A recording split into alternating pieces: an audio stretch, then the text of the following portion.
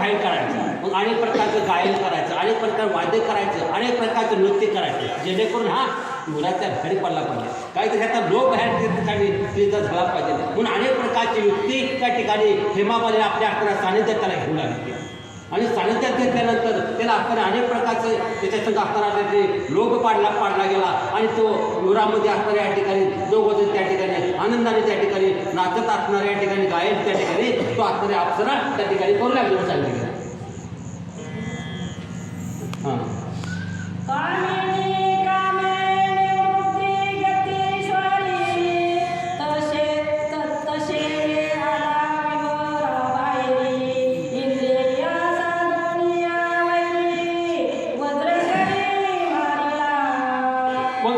अनेक प्रकारचे त्या ठिकाणी नृत्य करत होते, अनेक प्रकारे गायन मद्यपान सुद्धा त्या ठिकाणी केलं गेलं. आणि मद्यपान असणाऱ्या या ठिकाणी त्या ठिकाणी करत नाचायचा, अनेक प्रकार नृत्य करायचा. पण असाच हेमामालिनी त्याला बोलवत अनेक प्रकारचे करत असणारा उरा बाहेर काढला गेला. इंद्र असताना दारापाशी असताना टपून होता, कवा बाहेर होतो या आणि कवा ह्याला झपाटा मारतो, कवा ठार मारते. त्याला ब्रह्मदेवाचं वरदानच होतं की बाहेर आला की तुला सुट्टी नाही म्हणून सांगितलं. जो पृथ्वी दिसतोय ना त्याला मरण म्हणून सांगितलं. पण तू कवा उराच्या बाहेर तर तुला मरण आहे, आत राहिलं तर नाही. पण ह्याने मध्यप्राशन केलं काय हो, त्याला दंडित केला, पायाचा दिन झाला गेला. आणि या ठिकाणी अनेक प्रकारचं त्या ठिकाणी पाय हळूहळू निघायला गेला. पुढे काय झालं बोला.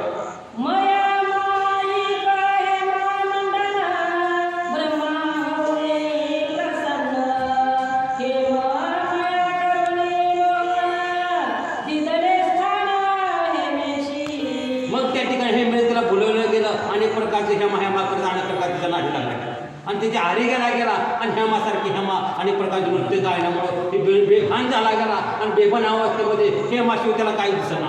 अशा प्रकारची अवस्था त्या मय नावाच्या राक्षसाला झाली म्हणते.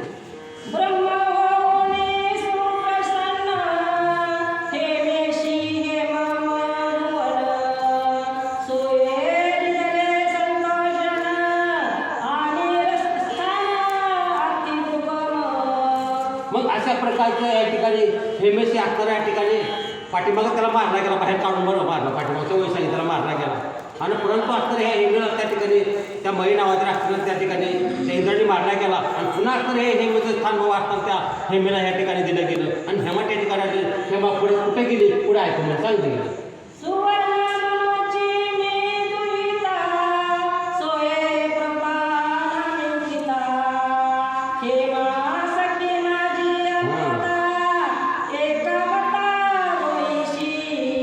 या ठिकाणी हेमा असताना तोरवर असताना स्वर्गात देऊन गेली. आणि त्याला मारल्यानंतर मी हेमाच्या असताना सखी असताना बहीण असते, हेमा असताना ती सखी मी असताना सुवर्ण म्हणूची असताना बनली असताना. आणि ती असताना मी हेमा स्वर्गात गेली आणि मी तिथे एकांत त्या ठिकाणी तप करू लागली. अशा प्रकारचं बोल त्या ठिकाणी हनुमंत आपल्या ठिकाणी सांगते म्हणते. या ठिकाणी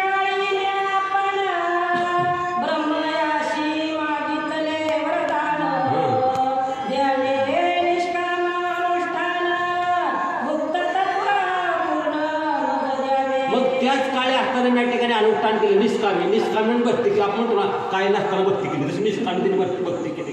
आणि म्हणून या ठिकाणी ब्रह्मदेवाने मला निष्कामी भक्ती केल्यामुळं मला या ठिकाणी हे तप असणारी वैदिक सुंदर तेवढं मोठं युवरामध्ये ते हनुमंत बाप्पा मला त्या ठिकाणी ब्रह्मदेवाने निर्माण करून दिलं. अशा प्रकारची तपस्वी त्या हनुमंत बाप्पाला सांगते म्हणजे.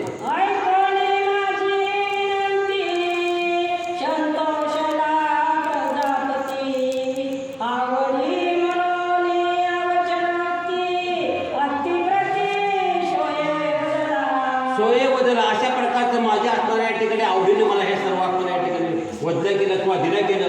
अशा प्रकारचं मला ह्या ब्रह्मदेवाने ही सृष्टी निर्माण करून दिली गेली. आणि मी निष्कामी भक्ती केल्यामुळं मला हे फल प्राप्त झालं. अशाही प्रकारची भक्ती केल्यामुळं मला प्रसन्न झाले हनुमंत बाप्पा. अशा प्रकारचं बोल हनुमंत बाप्पाला तपस्वी सांगते म्हणले.